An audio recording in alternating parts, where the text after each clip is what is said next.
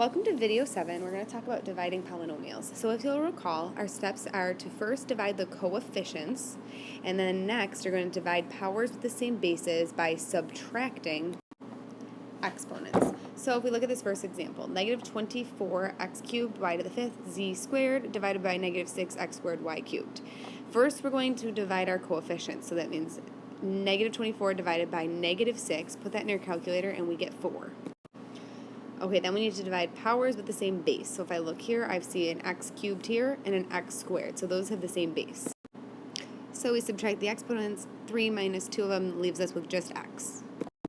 Okay, next I see y to the fifth in the top and y cubed in the bottom. So subtract the exponents, we're left with y squared. 5 minus 3 is 2. And lastly, I see here that I have the z squared up top. There's nothing on the bottom to divide with, so I'm just left with z squared. So that's my answer for this first one as a review question. Okay, this next question. Now we have 2 a to the fifth b to the eighth c divided by negative 8 a cubed c squared. So first we're going to look at dividing the coefficients. Well, if we put that in our calculator and we divide 2 divided by negative 8, we get a decimal. Well, we like to always put things back into a fraction. So we're going to math frac that. So hit the math button and then frac, enter, and that'll put it as a fraction for you, simplified. So we get negative 1 divided by 4, or negative 1/4. Now, I extended my fraction bar because we also have other division that we need to do. Those variables need to also be divided. So a to the fifth divided by a cubed. When I do that, subtract the exponents, keep the base. 5 minus 3 is 2. A squared goes in the numerator. Okay, next I see a b in the top, but I don't see any b's in the denominator, so that's just going to stay the same, b to the eighth in the numerator. Alright, and lastly, now I see this c in the numerator, c squared in the denominator. Subtract them, 1 minus 2, that's a negative 1.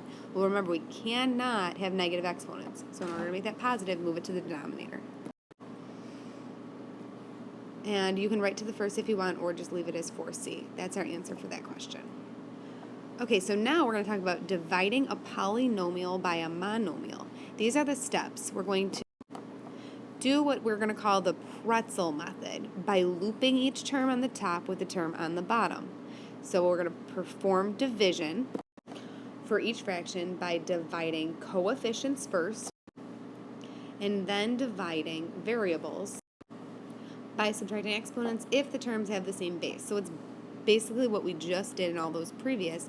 The difference is we're going to need to do this pretzel method. So division, we still do the coefficients and then divide the variables and subtracting our exponents.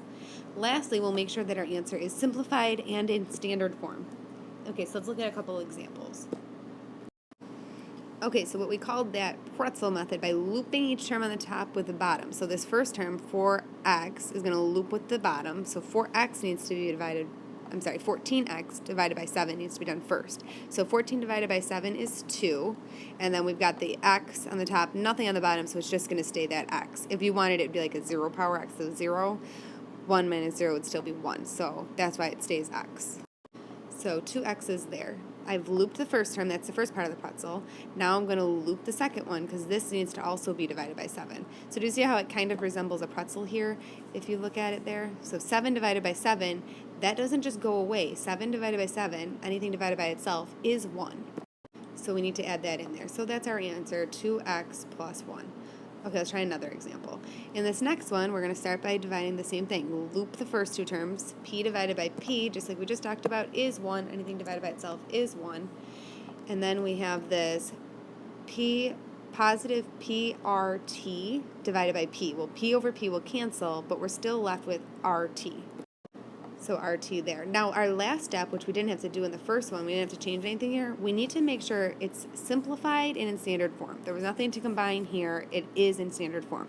But this one, we can't combine them, but this needs to come first because this is an exponent of 1. This doesn't have any variables. So we just need to switch the order. So our final answer is RT plus 1. Okay, let's try one last example together. So this next question, we're going to just do an extra loop here because we've got a trinomial in the numerator. So 15x to the 7th divided by 5x squared. 15 divided by 5 is 3. X to the 7th divided by x squared is x to the 5th. Then we loop the next two. Negative 10 divided by 5 is negative 2. X cubed divided by x squared is x. And loop the last two. Anything divided by itself is 1. So that's our final answer. Okay, we'll see you tomorrow.